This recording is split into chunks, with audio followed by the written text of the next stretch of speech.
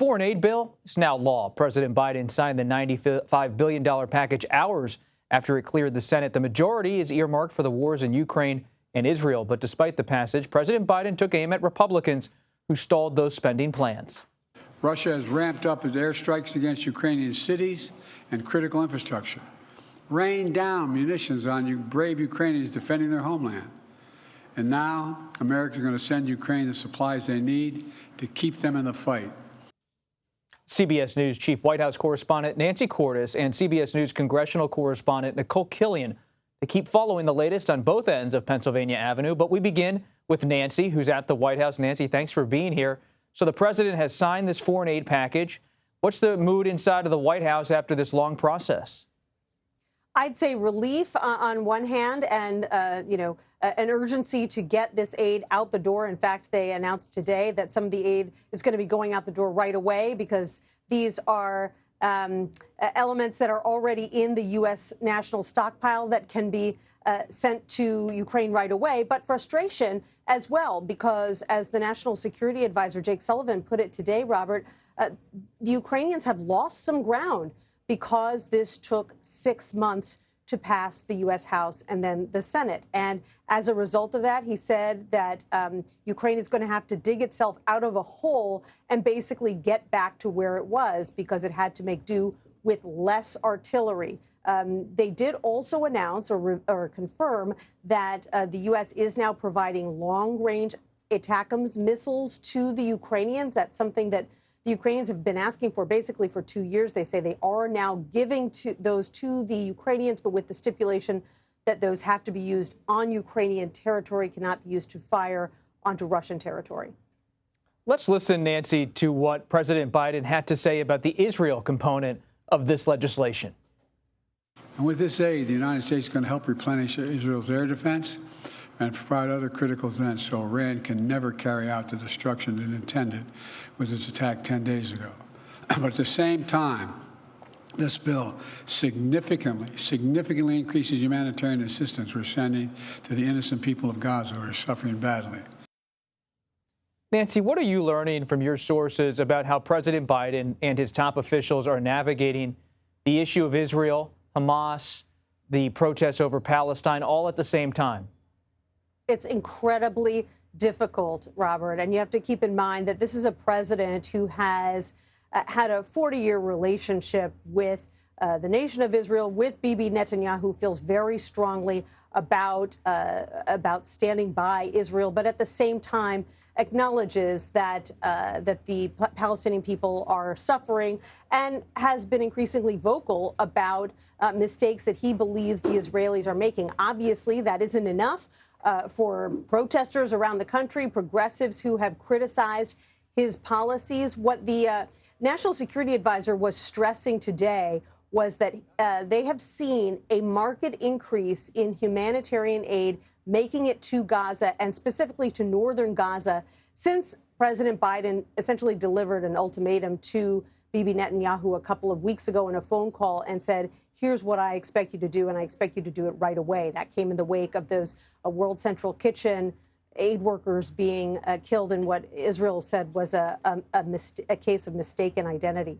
And so this is the White House trying to make the case that they are having an impact on Israel. They are sort of holding Israel's feet to the fire and that they are getting results. But that is unlikely to be enough for the mounting critics who are speaking up from within the president's own party.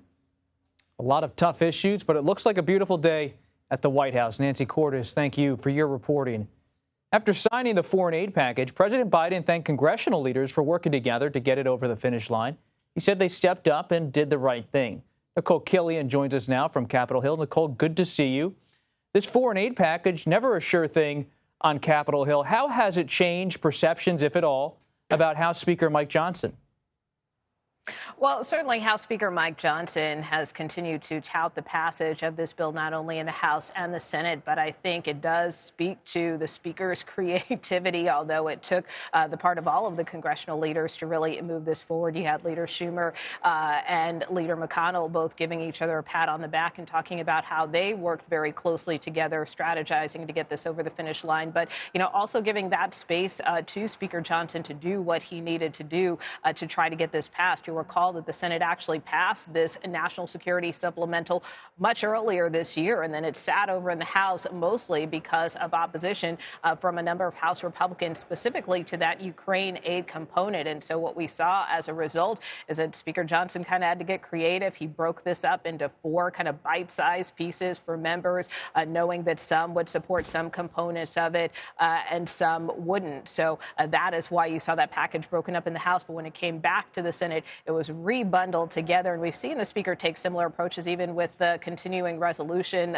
several months back, trying to fund the government, where he took that laddered approach. So the Speaker, as he navigates his new role, looking for some innovative options to try to get some of these critical measures passed. I've been reading this afternoon a couple pieces about Speaker Johnson, Nikole. There was an intriguing profile in The Atlantic by Elena Plott, Calabro, about Speaker Johnson, and Jonathan Martin in Politico has a column. And both of them hit on some points about how there's still some muscle memory inside the Republican Party about the so-called traditional foreign policy position, but it might come at a cost. Are you hearing anything from your sources about a potential political threat to Johnson because of how he's handled all of this foreign aid? Well, obviously, this threat of a motion to vacate continues to hang over his head, although he is trying to kind of keep the blinders on and keep it moving, if you will. I mean, Congresswoman Marjorie Taylor Greene has been clear even this week, renewing her calls for a new speaker.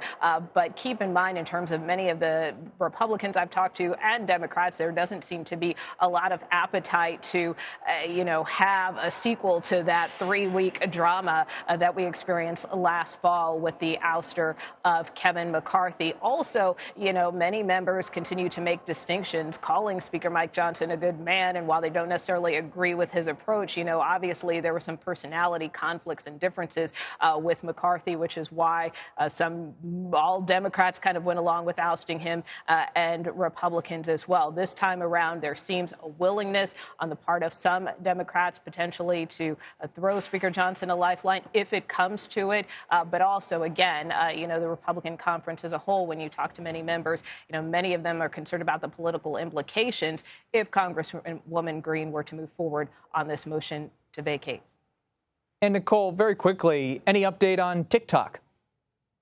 Well, obviously, this was tucked into that foreign aid package that both the House and Senate passed. And so technically what this does is it requires TikTok and its parent company, ByteDance, based in China, to divest, that ByteDance must sell its ownership stake in TikTok. That is the hope of lawmakers through this legislation, giving the company 9 months to a year to make that happen. But TikTok already coming out swinging, saying that they intend to take this matter to court and mount a legal challenge. That message coming from CEO Shou Chew earlier today in a TikTok video to users. He tells users they can still use the platform even as they prepare to mount this illegal battle over this legislation. A lot of young voters might have some thoughts about that. Nikole Killion, thank you.